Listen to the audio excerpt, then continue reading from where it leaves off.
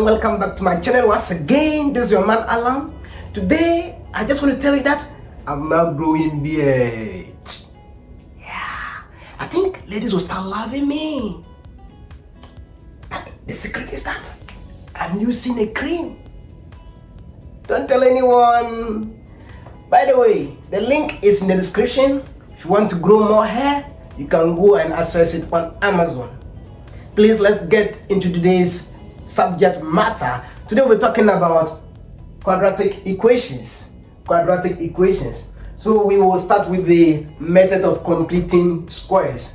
So we have the quadratic formula here, and it says that we to prove this quadratic formula, and we'll go ahead and use the same method of completing squares to solve an example. So without wasting time, let's kick start. We want to prove this quadratic equation.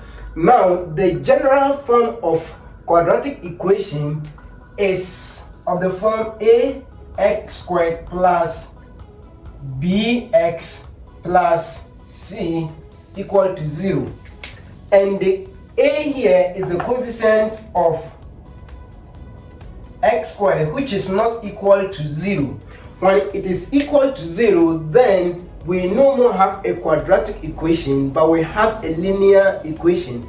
The quadratic equation is because of the power 2 there, alright? But if this is 0, then this whole term becomes 0, and we only have these terms, which is a linear equation. So first of all, to identify that it is a quadratic equation, the coefficient of x squared must not be 0, which is the a. B is the coefficient of x, and c is a constant. Alright, so we are going ahead to use this general formula to get this quadratic formula. Note that the variables are changeable and they can take any form. Some people can use y as the x, some people can use any other variable, but x is easy to work with. That's why we are using the x over there. So let's get started. So I have ax squared plus bx plus c, and this is equal to 0. The first step is to make the coefficient of x squared 1. How do I make it 1? Divide through by whatever that is multiplying there, that's coefficient of x squared. Divide through by all the terms. Now I have this cancelling this, leaving x squared plus b over ax, and I can take this across the equal sign to get negative c over a. Alright, now from the quadratic properties, to get a perfect square for this one, I want to use a perfect square on this side. Therefore, how do I do that? I take half of this, half of b over a, and I'll have b over a 2a. So when I take half of this, that is half of that, and the half here is times. So 1 times b is b, and 2 times a is 2a. That's how I get it. Now you square these values. So when you take the half of the coefficient of x here, half of the coefficient of x, then you square it. After squaring that, I add it to the right hand side. So I have b over 2a all squared is equal to, then I add it to the left hand side too. So whatever you do to the right hand side, you do to the left hand side also. So this is the first step. We did that so we can factorize this into one entity.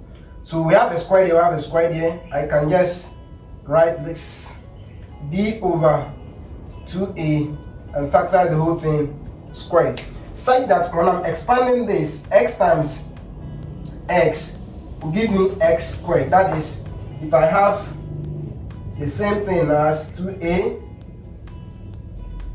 so because it's squared, so you can duplicate them. So x times x will give me x squared. Then x times this will give me b over 2a plus this times that will also give me b over 2a, that's x So when I add this, I'm going to get this entity. Alright, that is the reason why it is there like that. Now, this is going to be equal to, take the square of b, that will give me b squared, over the square of 2a will give me 4a squared. So I'm expanding this bracket, and this all still subtracting c over a. Now we want to eliminate this square here. We don't need it. But before we do that, we will want to see, can I do something here? Can I solve it? You can find the LCM, and the LCM here is 4a squared because a is here and a is also here. You can take that. So solving that side, I will have my LCM as 4a squared. Then 4a squared divided this will give me 1. 1 times b squared will give me b squared. Alright? And the sign here is still minus.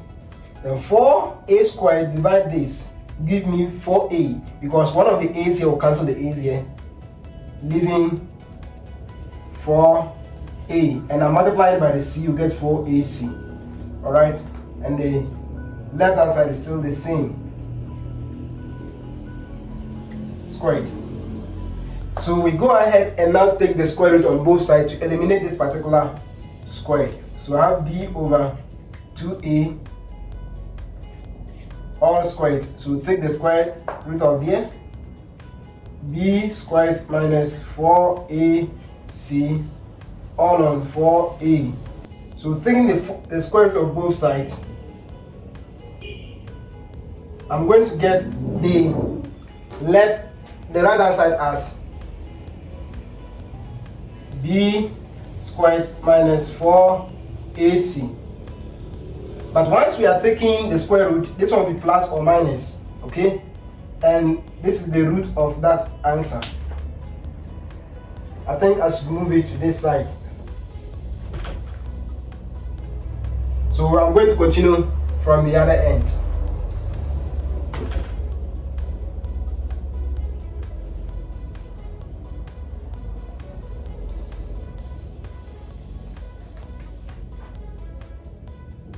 So we now have x plus b over 2a, because this square goes with that, leaving only this, and this is equal to plus or minus.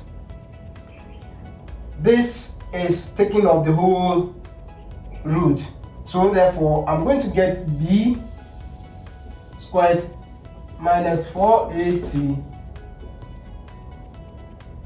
the root of that, all on, when I take the root of 4 will give me 2, and the root of a squared will give me a, and that is where we have reached so far. I can take this and send across the equal sign to get x to now be equal to b. So once this one is coming, it becomes negative over 2a plus or minus the root of b squared minus 4ac over 2a. Now I can find the LCM, which is 2a and 2a. So we factorize it down, okay? And that's how come we now have this. So you multiply that, this and that, write it down, and just write the numerators at the top. So that is how come this general equation was there. So we say that hence proved. Yeah, so we have now proved that particular quadratic equation. Now, using the same principle, they are asking us to find the root of the quadratic equation. This, when they talk about the root, they are talking about the solutions. So this particular equation have two solutions, plus on the minus. So once you have a quadratic equation, you must have two answers for x. You must have two answers for x. If it is a linear, it's only one. That is, exponent here is 1. You must have only one. If the exponent is 2, you must have two answers. If the exponent is 3, you must have 3 answers for it. So let's go ahead and then we solve this question. I'm going to clean this off. So now the question is 3x squared plus 7x minus 10 equal to 0. Now we can use the same method of completing squares. We divide through by the coefficient of x squared here. So I have 3x squared divided by 3, 7x divided by 3, minus 10 divides 3. So we divide through by the coefficient, just like the way we did when we were proving this. And this is equal to 0. Alright? Now I have x squared plus 7 over 3 x minus 10 over 3 equal to 0. I can take this across the equal sign. So I now have x squared plus 7 over 3 x equal to, say, minus 10 over 3. Now we got to put something over here. That is, take half of the coefficient of x, half of this value, and you square it. So half of 7 over 3, half of that, so it means multiplying by half. You are going to get 7 on 6. So you add 7 over 6 squared. You square that value. Whatever you add here, you add the same to the other side to 7 over 6 squared. Remember, we are adding it. Now, I can factorize this as a method of completing square. It's a perfect square. So we have this x plus 7 over 6 all squared, such that when I'm expanding, I'll get back the top. This is equal to, you take the squares of 7 and 6. So 7 squared will give me 49 over 6 squared will give you 36. Alright? Now that you have this, and you subtract the 10 from it, you can go ahead and use your calculator to simplify this.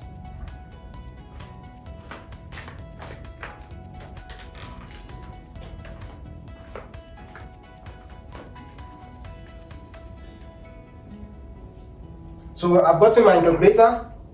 All you have to do is to punch in this value. So I can have 49 on 36 minus 10 on 3. And your answer is negative 71 on 36. Let's make something correction here. This is minus, and this is minus. Once it's coming here, it's supposed to be plus. So note that if you make a mistake, you're going to get the whole thing wrong. So it means this is plus, but not what? Minus. So we change that minus to plus. I add it, and the answer now is 169 over 36. And then this side is still x plus 7 over 6 all squared. We have to get rid of this square. So therefore we take the square root on both sides. So we take the square root on this side, take the square root on this side. And once I've taken the square root on all the two sides, this side will be plus or minus. So this cancels the square root, leaving x plus 7 over 6 equal to plus or minus the root of this. Take the calculator, root of your answer, which is 13 over 6. Okay, this is the solution. We are looking for x, so therefore we carry this other value to the right hand side, so we can have only x. So x is equal to negative 7 over 6, because it's positive here. Coming here will be negative, plus or minus 13 over 6. So now, plus or minus, you have to consider the negative side and you consider the positive side also. So I have x equal to 7 over 6 plus 13 over 6. Then you add that.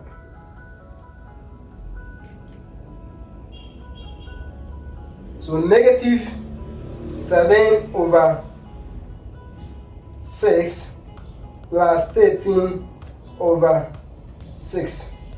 and your answer is 1. You can just find the LCM, which is 6 here. And once taking the LCM at 6, you are going to get 6. So 6 divided by that, you get negative 7 plus 13. And this is going to be equal to 6 over 6. And this is 1. That is, but you just use the calculator to punch in to get your solution. Now you also consider the negative side. I have x equal to negative 7 over 6 minus 13 over 6. And this is also going to be equal to, you take the negative side, so we have negative 7 minus 13 over 6, and you solve it. Again, you can punch it in your calculator to get your answer, which is minus 10. So x is equal to minus 10 over 3. So you have two different answers here. So the root of the function, so they are saying we find the root of the quadratic equation. So the roots are x equal to 1 and x equal to negative 10 over 3. So remember to draw that conclusion. So therefore the root of the quadratic equations are this. Okay, so this is what we're expected to do under that particular question. And please, if you like the video, make sure you share it to friends, and don't forget to subscribe. Again, the tools I'm using, actually, if you want to get them, I'll put the link in the description so you can go and get them. That's my microphone with my tripod stand and the other things. I'll put the link in the description. Thank you and have a nice time.